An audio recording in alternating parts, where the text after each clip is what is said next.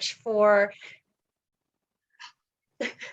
thank you all so very much for joining us today. We are thrilled to have you here. And this is such a great topic to kind of kickstart things, because going out of state and understanding those advantages, you are all in here probably with that mindset of thinking about going out of state. So we're thrilled to be able to talk to you about that, as well as really helping you understand what WUE is, how it works, the process, etc. My name is Adrienne Loveland, and I am the Assistant Director of Admissions for the University of Wyoming, which is located in Laramie, Wyoming. I am regionally located in Denver, Colorado, but come out to the Pacific Northwest a lot. And my co-presenter is in another presentation right now, and she will be joining us soon, Tiffany, who is with the University of Alaska, Anchorage. So to kind of get us kick-started, just kind of showing you, there are a lot of options. And I'm not showing you any of these numbers to stress you out, to get you worried about, oh my gosh, all the possibilities, all the different schools, what am I going to do? That hands down is not the purpose of this. The purpose of this is to let you know you have options, and lots of options at that. So the good news is you're getting in somewhere. You're going to go to college and it's going to be fantastic. But just to put it into perspective a little bit, as you look at the states with their population, just doing that simple math of how many four-year schools are in those states with the population, they're full. There's a lot. They have students. They're going everywhere. So, it is more of a trend anymore to look out of state and out of your area. So just in Washington, with 7.6 million people, you've got 64-year institutions. Those are both public and private. Now, we know not all 7.6 million are college bound. That's a whole variety of people. But of that population, the college going culture can't all fit at 60, and probably aren't the right fit for all of those 60 of those schools. So we do have a lot of great options outside the walls of Washington. So there are over 16,000 colleges worldwide and over 4,000 here in the United States alone. So when you hear that again, it kind of becomes a little overwhelming. But the more you do in your college search, and the more you understand yourself and what's important to you to start navigating that process, it really is quite simple to start narrowing that down by the hundreds, by the thousands. So it isn't as overwhelming as when we first show you those numbers. And those numbers do include two-year options as well. When the Washington number, I just put the four-year institution, the worldwide and US numbers include both two-year institutions along with four. So you might be wondering to yourself, why out of state? What's the advantage of me going outside of Washington? And there are quite a few. Nothing wrong with the schools in Washington, because they are truly fantastic. A dear friend of mine is a Husky, and she would have it no other way. So we're not trying to discount that. But looking out of state does carry some advantages. One of the big ones is that you have a lot of major options, and maybe they're not as crowded. If you think of health sciences, you think of the University of Washington, but it may be a little more difficult to get into that program right away. By looking elsewhere, you might find a program with a direct entry health science program that you can get into quickly. Same with is if you're looking for something, kind of some type of industry that maybe isn't in the Pacific Northwest. Maybe you're looking for some type of agricultural that really is more of a Midwest specialization. So there are a lot of options out there as well, and you can that'll help you with that search. Also, there can be some options to complete your degree in that 4 years. We're all looking for that. You don't want to spend 6 years getting a degree that if you just would have gone 100 more miles, you could have got it done in 4. That cost piece starts to come into play a little bit with that. I kind of mentioned the direct entry programs. And for those of you that are new to hearing that verbiage, what direct entry is when you're a senior, you are applying for a seat in the program as you are in high school versus getting to the university, waiting your first couple of years of doing your prereqs, and then applying to their program. By getting under direct entry, you know you have a spot in their program and you know that you're going to be entering as a freshman in the nursing program or pharmacy or physical therapy or whatever the case may be. If that kind of program is of interest to you, there are so many schools that offer that option. It really helps to look outside your borders to expand your opportunities. And just the acceptance rates in general, and for out-of-state students specifically, we all want to have a diverse student population. And just by location, that's really great to be able to say at your institution, we have students from all 50 states.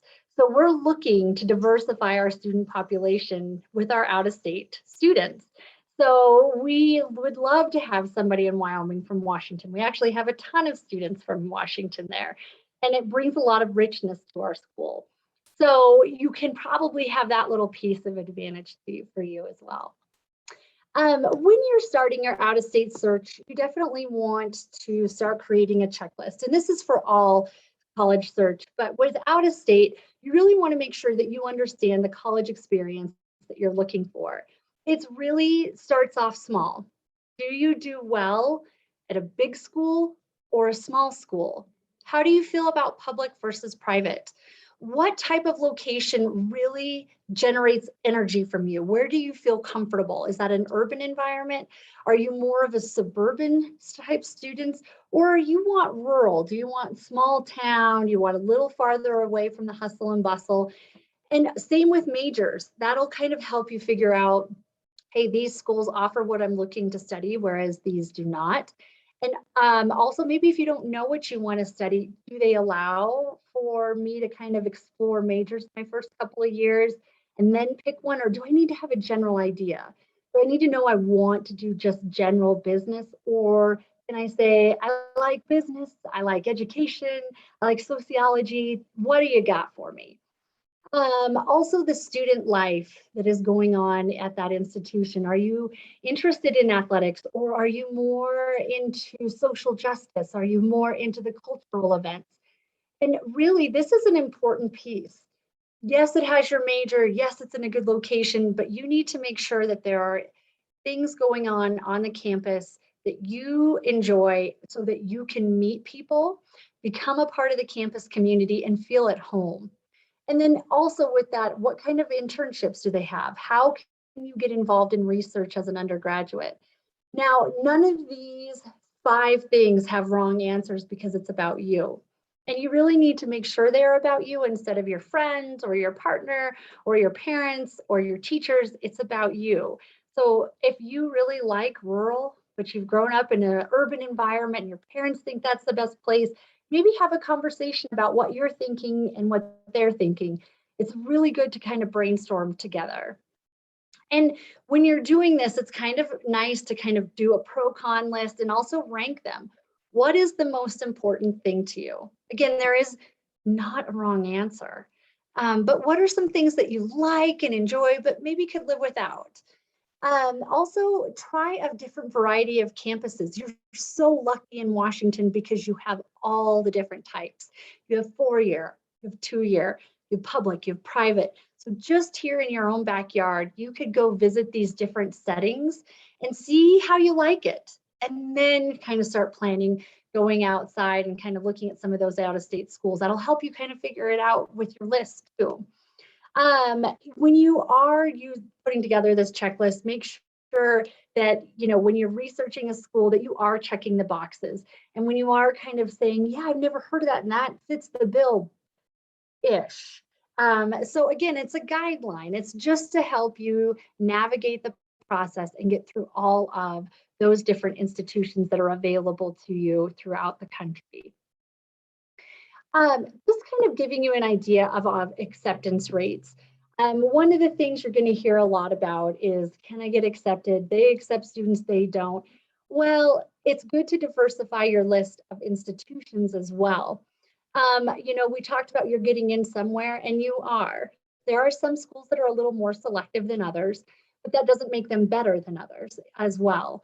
So you can kind of get an idea of how many students each of these schools accept. And then looking at the national average, it's about 66%, but I want to reassure all of the families here that in admissions, we are in the business of admitting students. We want you on our campus. We want you at our institution. So this really is a match to be made. So we are in the job of accepting students. A few other additional benefits of looking out of state is definitely growing in that confidence area.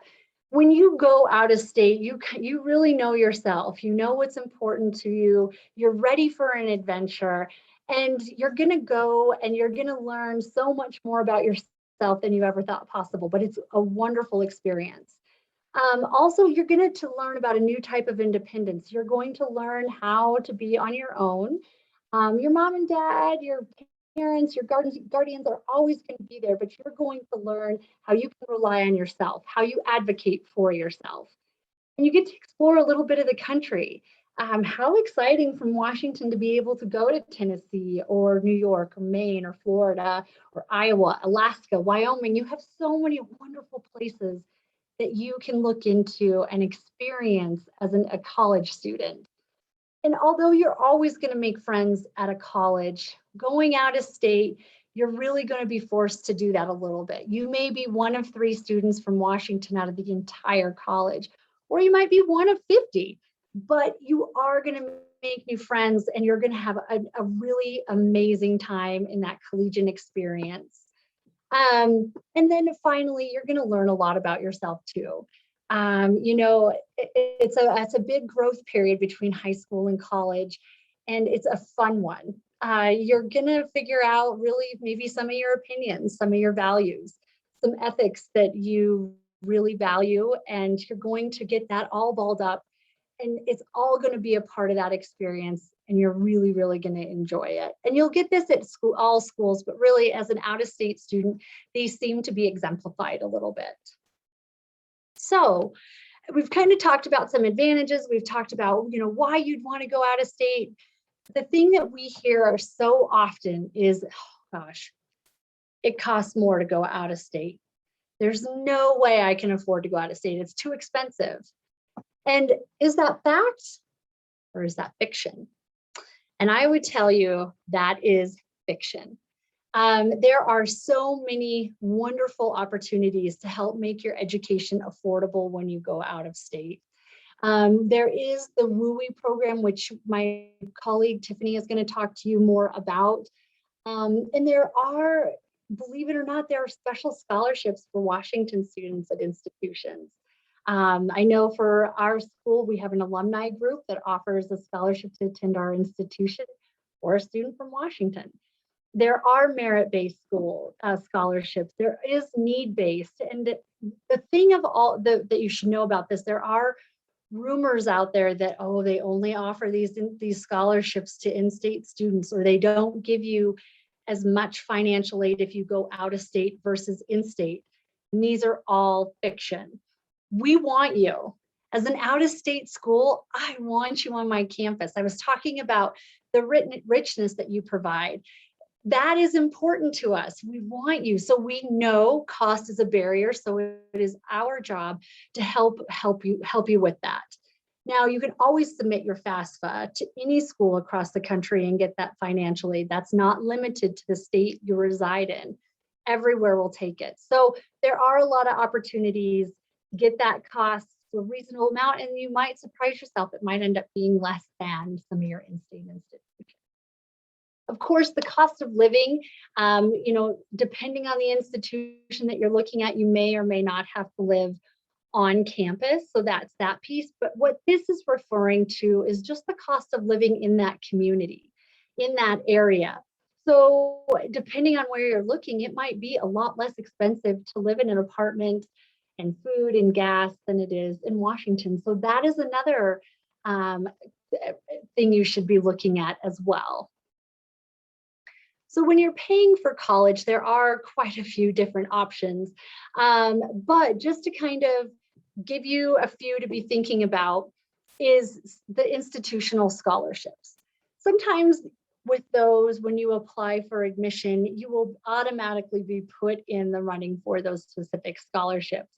They may have a separate application. So as you're doing your college search, It's a fantastic idea to talk to the admissions representative on their scholarship process and what you need to do. There are some schools when you turn in your FAFSA that will meet full demonstrated need for admitted students, whereas some will only be a partial. This is a whole presentation within itself, so please feel free to ask questions. Please ask me if this doesn't make sense, because I want to make sure you understand it, but also know that each institution is just a little different. So it's a great question to ask the admissions representative and make sure you understand it, because there's nothing worse than falling in love with a school and realizing, oh gosh, we might not be able to do this. So really do your research on the funding. Also, look for a lot of scholarships for your intended major. You can also look for local scholarships. Most institutions across the country will accept any local scholarship you get. Now, if that local scholarship does specify it has to be used in the state of Washington, of course it won't go out. But the majority of them that we've seen, they don't specify the state. So you can look at Target, you can look at where you work, where your parents work, the local governments, the police station, churches, organizations, all those usually have some type of scholarship for students, and they can be applicable anywhere. And definitely don't let that price tag prevent you from applying. We will work with you through that process. We're going to give you the total cost of attendance, and then we're going to kind of work with you on what scholarships and what other funding there is to show you what the true amount is going to be. Another fantastic tool to use during your search is something called the net price calculator. That is a wonderful tool. It is required by law for any institution that receives federal funding to have on their website. Some schools it's a little easier to find than others, but this is a great tool because you can put in your information. It'll give you a projected estimate of what you'll get financially. And so you can have an idea of what the cost of attendance is going to be for you. So just to kind of put some of this, what I've been talking about in perspective, these different institutions offer different scholarships and grants. And as you can see, they range all over the place, and they're big ranges. I mean, you look at Alabama, 6,000 to 28,000 for an out-of-state student. So the same with Connecticut College, and they meet 100% of demonstrated financial need. Michigan State has some great scholarships.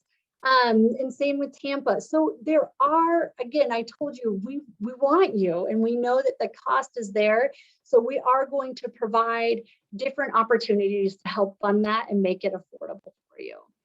And we did put in some cost of attendance comparisons. And what we did is we put some of your local institutions, and then we put WUE for Alaska and Wyoming, showing you that tuition discount, what it would be. These estimates do not include the cost of living. These are just simply your tuition and fees. It's an important thing to know that those are two separate numbers. But this, again, will kind of give you an idea and show you that there is affordable institutions out there and there is money to help you make it that way. So with that, I'd like to turn it over to my colleague, Tiffany, who is going to talk to you about a really great mechanism for making college affordable, WUE. Everyone, so happy to be here with y'all this afternoon. Thank you for having me. WUE is really exciting because it kind of gives a little bit of standardization to the game, and we're going to talk about what that means. So in 1988, WICHE, the governing council that administers WUE tuition, kind of got together and created this program where at present over 150 2- and 4-year institutions participate in what's essentially a reciprocity agreement that operates similarly to a coupon. So basically it means that you're not going to be charged, or students won't be charged, more than 1.5 times the in-state tuition. So and the students that qualify for WUE won't. And this means that the cost of WUE tuition is going to vary by institution because it's based off of the in-state tuition. So in-states tuition in different states at different institutions will change. But essentially, you can know that for certain, if your student is qualifying for WUE and awarded WUE, then they're not going to be paying more than 150% of in-state tuition.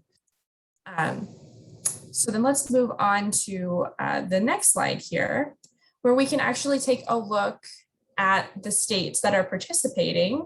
And so you can see that there are states all throughout the West that are participating, but just because there is the state is colored on this map doesn't mean that every institution in that state participates. And that's something that can kind of be a common misconception for students. So it is important to keep in mind that yes, if a state's colored here, there is at least one institution that participates, but not every institution.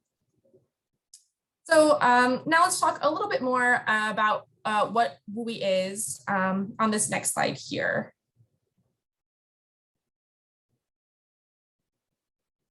Great. Excellent. Oh, yeah, that one right there. Perfect. So talking about how much WUE can help save students, I think this graphic is really interesting because it helps us kind of think about the way that we're talking about savings. So if you look here, we can see estimated value. So we could use estimated value to look at how much students are saving. But what that means is the difference between in-state tuition or between out-of-state tuition and WUE tuition. Which can be a little bit arbitrary because out-of-state tuition could be really expensive at one institution and not as expensive at another institution. So that's kind of important to keep in mind when we're talking about, it's definitely one indicator of value, but it's not necessarily the only way that we think about the value of the WUE program when we're encouraging students to compare what we call true costs. So the actual cost of attendance is an ideal comparison, but it can be kind of tricky to calculate because of how WUE works. Schools can offer different scholarships on top of WUE. So maybe a school participates in WUE, but then they also have additional scholarships that aren't going to be calculated if you're looking at just the estimated value of WUE. Then also schools might offer WUE only for specific programs. So just because a school is offering WUE doesn't mean that they are absolutely going to be awarding WUE to the student that is applying, specifically because of this difference in program. Also, it could be a difference in GPA requirement because WUE is requires different criteria at different institutions. And we'll talk a little bit more about what that means in the subsequent slides. So there we go. Important to know that another difference for WUE is that there is no standardized application. So although WUE is certainly an attempt at kind of standardizing this idea of reduced tuition for students that's a little bit more predictable, as you can see, there are a lot of things that are different at different institutions. So it's another reason that it's really important to stay in contact with your representative at the institutions that you're interested in. But here we're talking about specifically that there's an application difference. So a lot of institutions will not require a separate application and students can be automatically considered for WUE without this separate application. But a lot of institutions will require a separate application. And then as we were talking about, there's also other differences to consider, such as early deadlines. So if there is a separate application, maybe that application is due earlier than the general admissions. Or maybe students are only considered for WUE if they apply by a certain deadline that is earlier than the general application. So something to really think hard to consider mentoring students on thinking hard about is creating a timetable for their schools of interest that offer WUE, just to make sure that students have taken the time to really check those deadlines. A lot of them can be first come, first serve.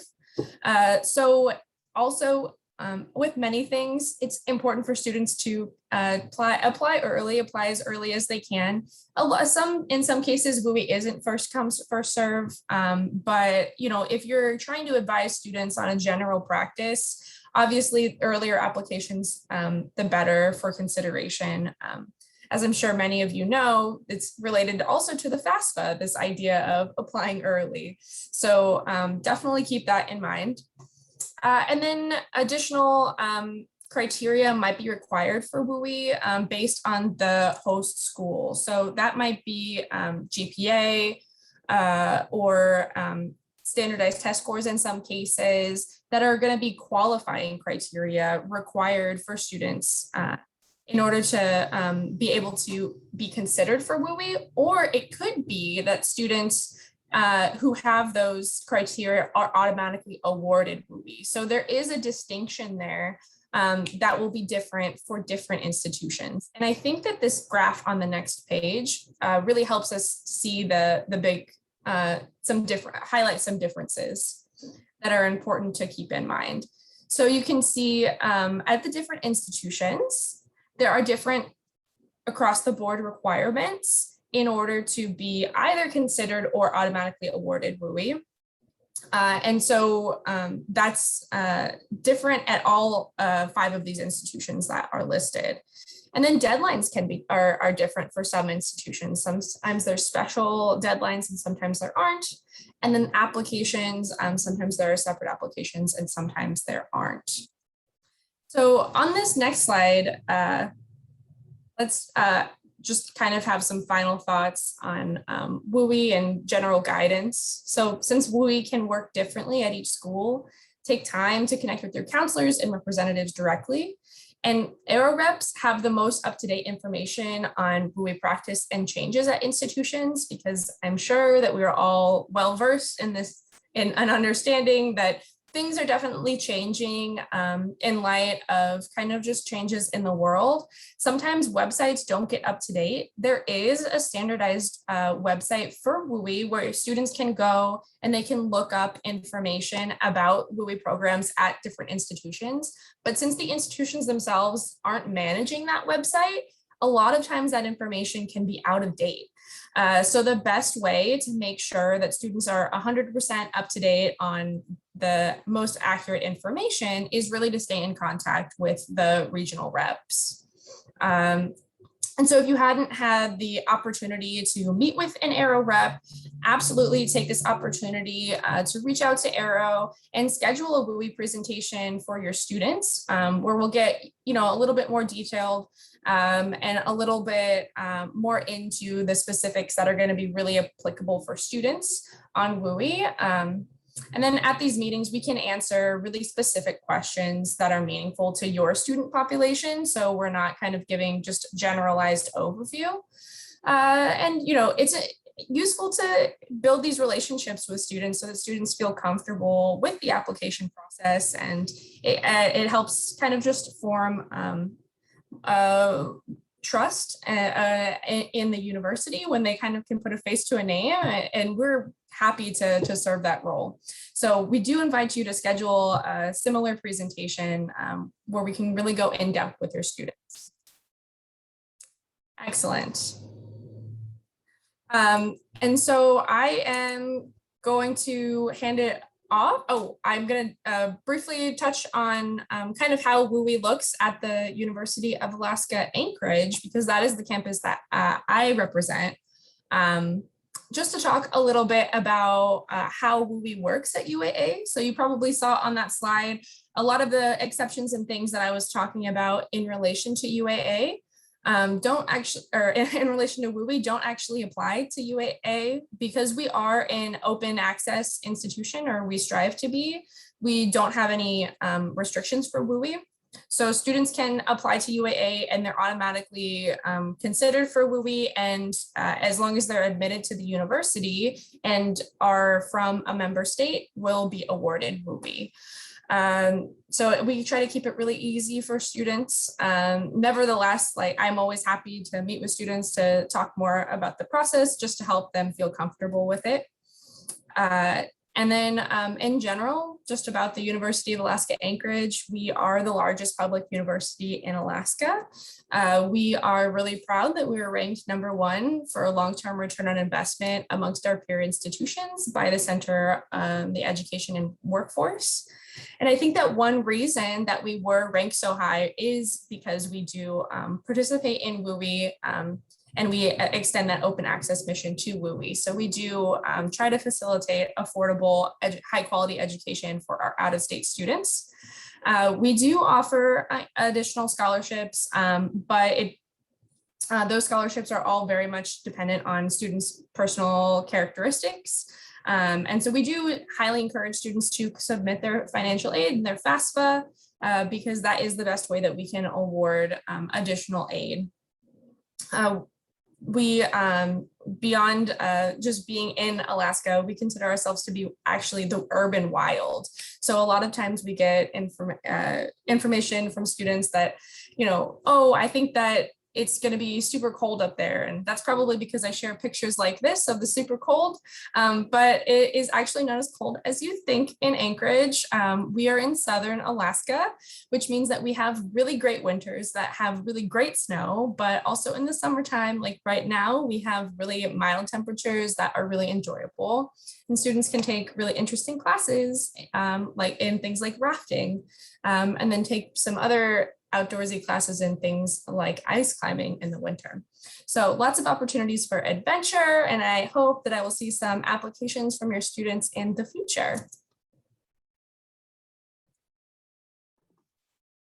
And getting carried away with the slides. At the University of Wyoming, our WUE program, we're a little different. Like you saw on that graph that Tiffany talked about, we actually have a sliding scale. So WUE is a little more competitive with us. It depends on your unweighted GPA. And although we are test optional for admission, for the WUE, we do need a test score to qualify for it. We also have a brown and gold commitment. So if you do not receive the WUE, there is other scholarships available that are a pretty substantial amount. They start at $7,500 and go to $2,500. The brown and gold is test optional, as well as if it makes things better for you, if you take a test and it bumps you up in amount, we will honor that. So that graph is on our website, which is here with our skier. And so if you are visual and you need to look at that and kind of understand what I'm saying, you can see it there, or you're always welcome to email me or give me a call and I'll get it to you and happy to explain it a little bit. But WUE is a pretty great deal with us, but we are located, like I mentioned, in Laramie, Wyoming. We are, fun fact, the only four-year institution in the state of Wyoming. So it is us and 7 community colleges. So our tuition is already pretty low because we are the only four-year school, so we're highly supported by the state of Wyoming. We have a little over 12,000 students from all 50 states. We love to say that, in over 90 different countries. We have over 200 different areas of study, but what we're really well known for is our engineering program, along with our education, business, health sciences, and our environmental and natural resources. 92% of our students last year had jobs or were in grad school. And then if we were to take in any student that went into the Peace Corps or went into volunteering, that goes up to 93% of our students 6 months within graduation. So we're really proud of them. They're getting a great education, but they're also very marketable and getting some wonderful jobs. We are a huge study abroad school. We have the nation's largest study abroad endowment ever given to a public institution to support study abroad efforts. You can go over to 400 different sites worldwide. Our honors program has some of the most fantastic study abroad. They really do an interdisciplinary curriculum with our students, and you don't always have to be an honor student to go on these fascinating trips to the Canary Islands, to Ireland, to England, wherever you'd like to go. We are in the Mountain West Conference, so that is with San Diego State, New Mexico, Las Vegas, and a whole bunch of other California schools and Hawaii.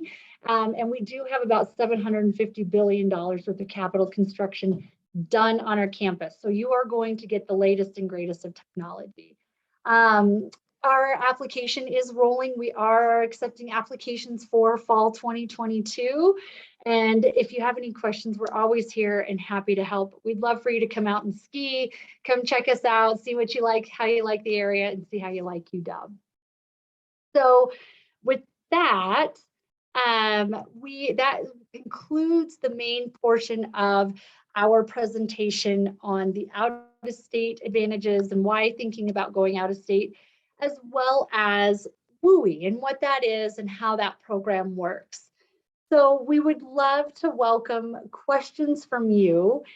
And if you feel comfortable saying it on camera, that's wonderful. If you'd rather put it in the chat, that's great.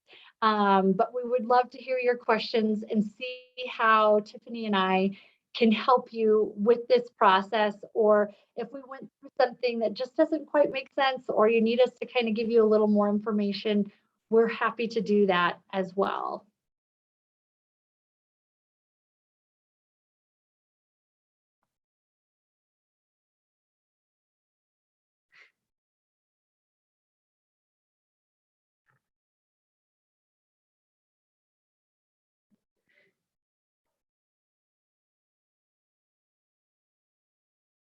Awesome. Well, we put them on information overload. Yay us, Tiffany. We did great. Absolutely. Well, I am going to drop a link in the chat to the WUE website where you can look up some information about the schools that you might be specifically interested in. But do remember that I did say that it is going to be potentially out of date. So don't let that be your only source of information. I'm also going to drop in the chat a link to our directory where you can find the regional rep for the school that you're interested in so that you can check that information with them and just double check. Remember the things to focus on. Questions you want to ask might be things like, do you have a separate application? When is your deadline? And when is the deadline to be considered specifically for WUE? You might also ask, are there specific restrictions for WUE? So GPA, test scores, do you have a sliding scale? Other questions can you think of? And this was a really great question from Marcia about WUE restricted majors. And that is a very true thing. Some institutions, like for one of the schools in Hawaii, every major gets it except nursing and pharmacy. In the University of Arizona, they are probably one of the most strict on their WUE. They only offer it to one major, and that major is students can only apply to that their junior year. But in lieu of the WUE, since it is so restrictive, they have a ton of other scholarships. So it does vary per institution. So it's a really great question to ask at each institution you're looking at if there are any major restrictions, because as Tiffany mentioned, it's not always current on the website. And it does evolve and change all the time. So please ask us, because we really want to be transparent with you so that is not a surprise later on. And one thing that I forgot to mention is that, and it might be relevant and it might not, is that you cannot be considered for resident tuition while you are on the WUE. And so that comes up for some, if they have a plan that they would like to get residency in a state. If you would also like to do WUE, you kind of have to pick one. Just an FYI, putting that out there to the world. Is it something that you have to apply to each year? Or once do you get it, do you have to do it for the other 4 years? So I think that might depend on institution. Do you know? Yeah. Yep, It's very institution based. Yes, every year you need to reapply for it. They look at your grades. They look to see, like what Tiffany said, have you applied for residency? Are you trying to become a New Mexico resident? So there are some schools that, yes, that is absolutely a part of the process. And there are some that in order to keep it, they may have a GPA requirement. So to keep it every year, you need to be in academic good standing, and that can depend. So maybe for just conversation's sake, it's a 3.0. So if you dip below that, you would lose it. So it is motivation to keep going. Whereas just like you said, at some schools, once you've got it, it's yours. Do know that WUE is usually only good for 4 years. There is a term limit on that. So it is good to get it done in 4, especially with that discount. You don't want that to run out and you still have another year going because you kind of tootled around and didn't get all your credits in. So do pay attention to the expiration date. And another good question to ask the institution you're looking at about their process.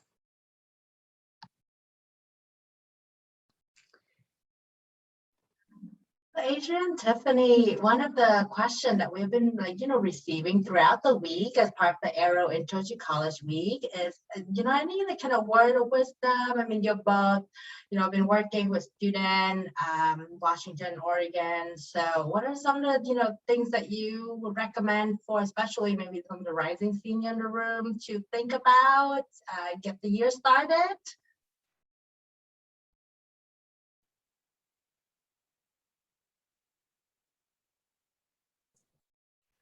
So I think we spoke a little bit about that checklist. I think that's a really great way to get that year started. Your deadlines will sneak up on you faster than you know. As a senior, some of these deadlines, they're coming up in a month.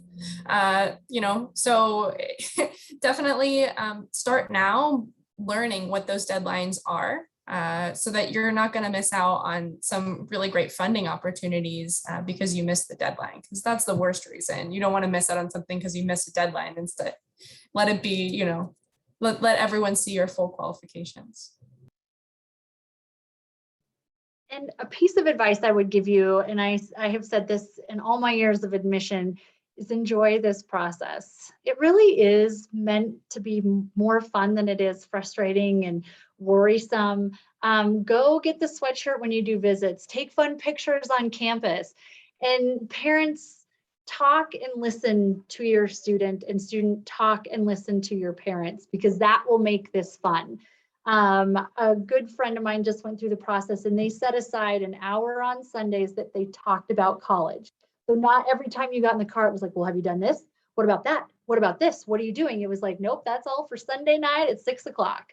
So when you have those conversations and you know that this is the set time, then when you go on the campus visit, you can have fun. You can enjoy it. You know where each other's at, and smile and laugh. And it's going to make this really, really enjoyable. And it's going to take some of that staying up all night piece of the process away for you.